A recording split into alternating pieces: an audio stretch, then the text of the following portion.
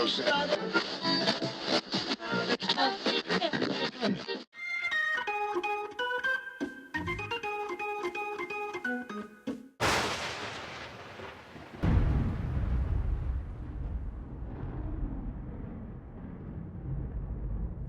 have come to study the arcane sciences of black magic and sorcery, have you not?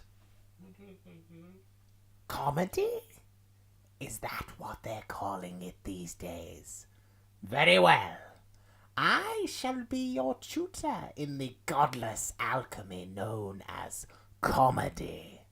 Observe my cauldron, my broom, my black cat, Lady Shitfaced. Say hello, Lady Shitfaced. Yes, Lady Shitfaced. She does look like a Minga. Very well then, my diabolical cherub. Are you ready? Then we'll begin.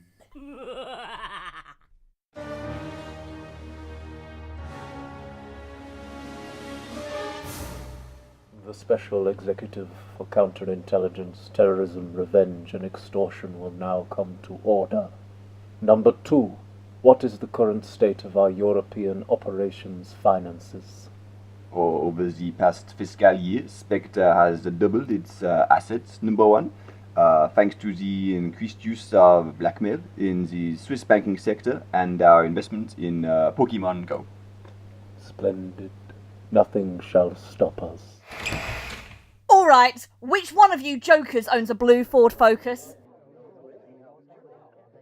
This is a private meeting. How many times do I have to tell you people, do not park in the loading bays? I've got a lorry trying to offload 10 pallets of wood flooring for B&Q. How do you know the vehicle in question is one of ours? Because all your registration numbers are in the book, blowjob. Now, I want it shifted. Whose is the Ford Focus? Number 2? Not me, I drive the Ferrari. So whose is it? Come on. It's mine, number 1. You have an allocated parking space, number 3. Oh, forgive me. Me, number 1, but it's number 4's fault. When she parks outside the lines, I cannot get into my space. Who you calling a girl? The parking spaces are too small for my van. Oi, I'll have you know our parking spaces comply with European standards. Number 1, I've got 2 cruise missiles to get to Northampton by tomorrow morning. What else am I supposed to do? Call a cab? Is someone going to move this Ford Focus, or do I have to cancel your tenancy? There are no need for threats, Miss Jones. He will move it. So, where am I supposed to park? I do not care. Number 4. Go move the van. If this happens again, Blowback, I will revoke your parking spaces.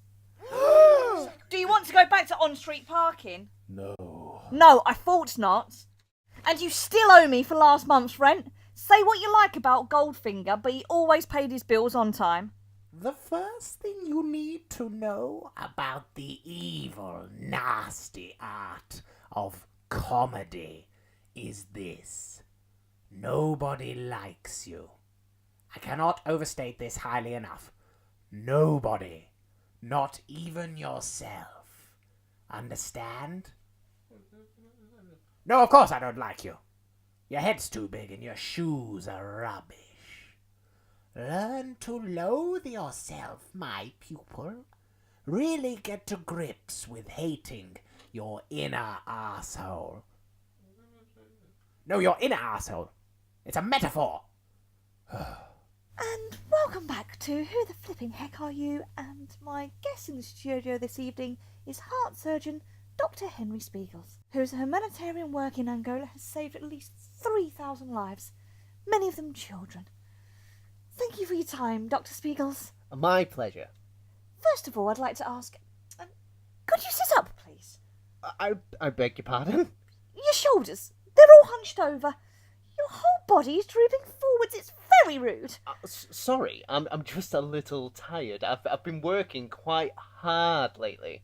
Well, that doesn't give you you the right to adopt careless and unacceptable standards of posture. I didn't say that it did. Last night I was meeting with Oxfam to advise them on their sanitation. Did you brush your teeth this morning? What? Yes, of course I did. Look, I thought we were here to talk about my humanitarian work in Africa. What do you say to your critics?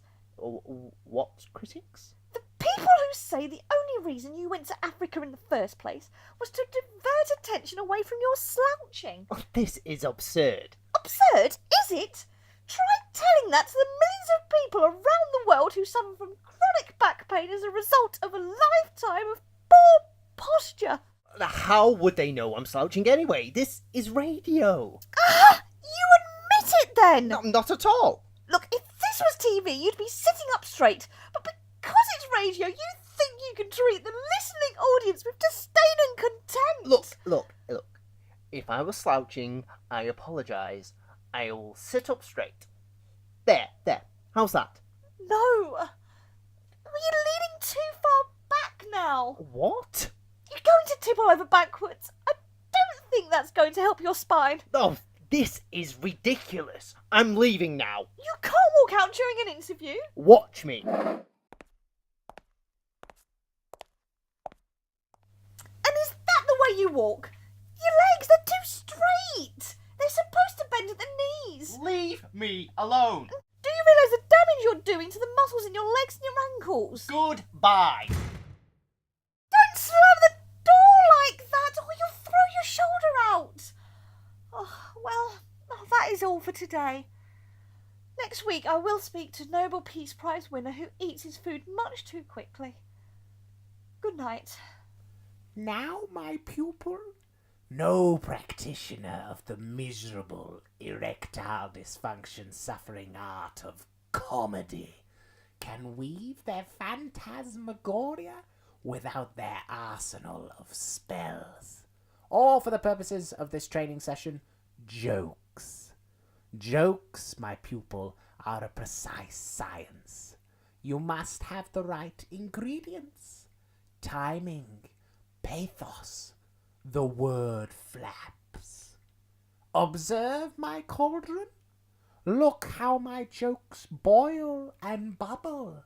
And yet, despite their volatile nature and limited health and safety procedures, are totally under my control.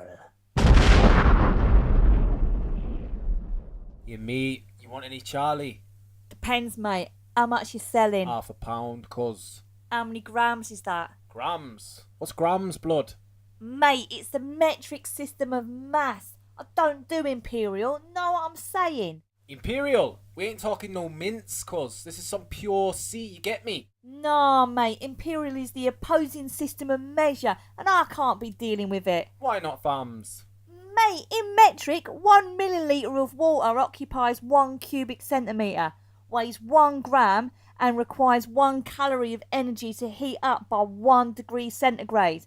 You can't do that shit in imperial, fam. Mate, this ain't green. There ain't no need to bake it, you get me? Fam, let me work it out on my phone, yeah? Nah, no phones, cuz. I ain't having no pictures taken. Pigs get hold of those pics, I get sent out for time, you feel me? Well, at least let me have a look then, mate. Here, bruv, look at that. I'll pay you back, cuz. You for real? What a joke, mate. I can't believe this. If only Dave had paid attention in maths class, then he could have known how much Charlie his customer wanted and cut it no problem. Hey, who said that? But now Dave has no Charlie and no notes, and his supplier is going to put him in the ground. Nah, blood, I'll smooth it over. Me and Speezy, we go way back. Come on, Dave, let's get real. He's going to bury you 182.88 centimetres deep, cuz. Centimetres? Oh, Dave, you imperial idiot, you. I will ask you this once and once only, my pupil. Did you kick Lady Shitfaced off a bridge? You're certain? Well, that's not how she tells it. I fear I must be more stringent as your mentor in the macabre. Here, watch the first 4 seasons of Charmed and drink this bottle of Campari. Now go!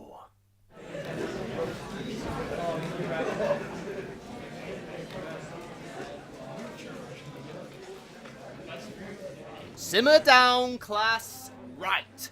The sheet I'm giving out is for Act 3, Scene 1 of Hamlet. Oh, I hate Shakespeare, sir. And yes, he hates you too. Now, I know many of you find English literature tedious, so I've attempted to make Shakespeare more accessible, okay? Right, we need someone to read the part of Hamlet. Hodgson, off you go. Oh, but sir... Hodgson, read it. Oh, fine. To be or not to be? That is the question. Whether 'tis nobler in the mind to put up with all the shit that life throws at you, or to say bollocks to it and top yourself. After all, isn't dying just sleeping for a bloody long time? A sleep that ends all the misery that the arsehole of life shits on us. Now that's an achievement worth wishing. To sleep, maybe to dream. Ah, but there's the catch. Who knows what shitty dreams we might have in death? Perhaps that's why we endure this shite for so long. I mean, who would put up with all life's humiliations, the abuse from your bell end of a boss, the insults of cretins, the unrequited love from permatanned bitches, the arrogance of the Berks in power, and all the crap good people have to take from every single conceivable angle, when you could simply take out your knife and end it all. But pipe down now, here comes that slattern, Ophelia. I bet you any money she takes it up the chuff. Dirty, dirty bitch. So, tell me, Hodgson, what do you think? It's bloody brilliant, sir. Mind your language, boy! You disappoint me, my pupil. Here was me thinking we were making progress. You were vile enough to master the art of comedy. You were intercoursing with goat demons and pushing over pensioners. And what do I find in your satchel bag? A Meghan Trainor CD. Our apprenticeship must now cease. You sick bitch. Begone!